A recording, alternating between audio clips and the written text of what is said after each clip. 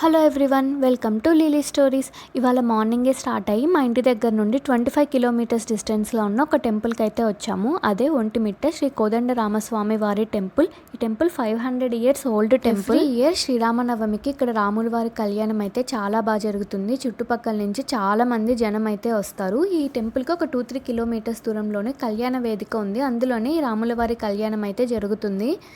ఈ టెంపుల్లో రాముడు, సీత, లక్ష్మణుడు మాత్రమే ఉంటారు. అంటే ప్రతి రాముని గుడిలో హనుమంతుడు కూడా ఉంటారు కదా, బట్ ఈ టెంపుల్లో అయితే హనుమంతుడు ఉండరు. ఎందుకంటే ఈ ప్లేస్కి రాముడు వచ్చినప్పటికీ హనుమంతుడిని ఇంకా రాముడు కలవలేదంట. అందుకే ఈ టెంపుల్లో హనుమంతుడు ఉండరు అని చెప్తారు. టెంపుల్లో ఏదో రీకన్స్ట్రక్షన్ జరుగుతుంది, అందుకే మెయిన్ గర్భగుడిని అయితే క్లోజ్ చేశారు. పక్కనే కళ్యాణ రాములను పెట్టారు. అది మాత్రకే ఇప్పుడు దర్శనం చేసుకోవాలి. ఇవాళ ఈ టెంపుల్కి రావడానికి రీజన్ ఏంటి అంటే, మా పిన్ని రామకోటి బుక్స్ రాస్తుంది. ఆ బుక్స్ని ఇక్కడ తీసుకొని వాళ్ళే భద్రాచలం తీసుకెళ్తారు. అందుకే ఆ బుక్స్ని ఇవ్వడానికి వచ్చాము.